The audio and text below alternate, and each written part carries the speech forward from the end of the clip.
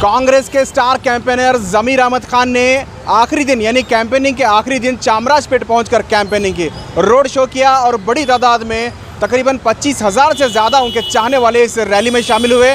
और उन्होंने खिताब करते हुए कहा कि वो एक दिन जो है अवाम उनका साथ दें जिस दिन इलेक्शन है, और वो 5 साल तक अवाम की खिदमत करने के लिए तैयार है। उन्होंने कहा कि वो हमेशा अवाम की खिदमत के लिए साबित कदम रहे हैं और आगे भी रहेंगे। ज़मीर अहमद खान की इस रैली में इन्हें देखने और इनको सपोर्ट करने के लिए दूर दराज से लोग अलग जो उनकी कॉन्स्टिट्यूंसी है, दूर दराज के जो इलाके हैं कॉन्स्टिट्यूंसी में, वहाँ से भी लोग आए, गलियों से लोग आए और ये रैली गलियों से होते हुए गुजरते हुए संगम सर्कल में इसका इख्तिताम हुआ। बड़ी तादाद में लोगों को देखा गया। ज़मीर अहमद खान तमाम लोगों का शुक्रिया अदा किया।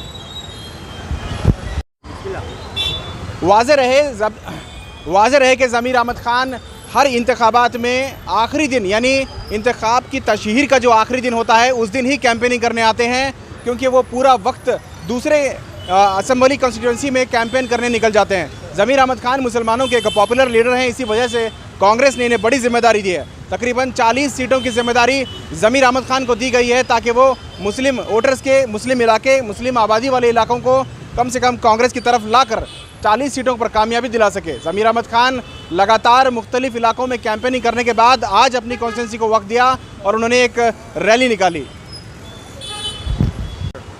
कैंपेनिंग के आगाज़ के साथ ही ज़मीर अहमद खान ने 105 से ज़ायद कॉन्स्टिट्यूंसी का दौरा किया और तमाम लोगों को उन्होंने कांग्रेस को वोट डालने का मुतालबा किया। ज़मीर अहमद खान के जो दौरे थे, एक दिन में वो कई असम्बली कॉन्स्टिट्यूंसी का दौरा कर रहे थे।